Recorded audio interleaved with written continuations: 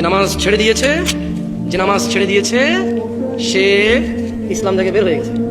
আর যে নামাজ ছাড়েনি, শত অন্যায় অবিচার পাপ থাকবে, আল্লাহর সাথে তার সাথে ক্ষমা চাইবে, আল্লাহ মাফ করবে, আর করবে না, প্রতিশ্রুতি দেবে, আবার মানুষ হিসেবে দুর্বল হয়ে যাবে, আবার আল্লাহর কাছে মাফ চাইবে, লজ্জা পাবে না, আল্লাহ আবার মাফ করবে। এরপর এক পর্যায়ে আল্লাহ ঘোষণা দিয়েছে ইল্লা মান তাব, অথবা যে ব্যক্তি তার সমস্ত গুনাহ থেকে ফিরে আসে, ওয়া আমানা, আল্লাহর প্রতি ঈমান আনে, ওয়া আমিলা আমালান সালিহা, তার গুনাহ যত কিছুই হোক সে যদি ফিরে আসে, ঈমান আনে, মাপ চায়, ভালো কাজ করে, ফাউলাইকা ইউবাদদিলুল্লাহ সাইয়্যাতিহিম হাসানাত। এই যে লোকটা বললো জেনা করবে না, আবার করছে, চেষ্টা করছে না করা হয়ে গেছে, নেশা করবে না আবার করছে, সর্বোচ্চ চেষ্টা করেছে না করার পথে হয়ে গেছে। এই যে লোকটা নামাজ মিস করে ফেলেছে, চেষ্টা করেছে সর্বোচ্চ পড়ার, হঠাৎ দেখে গেলে মিস হয়ে গেছে, তো আল্লাহ কোরআনুল কারীমে সূরা ফুরকানে বলছে যে লোকটা ইল্লা মান তাব, হাজার সহস্র কোটি অপরাধ থেকে মাপ চেয়ে ফিরে আসলো, ওয়া আমানা, এরপর ঈমান নিয়েছে, ওয়া আমিলা আমালান সালিহা, মাপ চাইছে, ঈমান আনছে, কিছু ভালো কাজ করা শুরু করে দিয়েছে।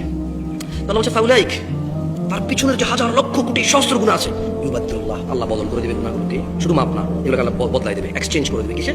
সাইয়্যাতিহিম হাসানাত, নেকিতে পরিবর্তন করে দেবে সব গুনাহকে।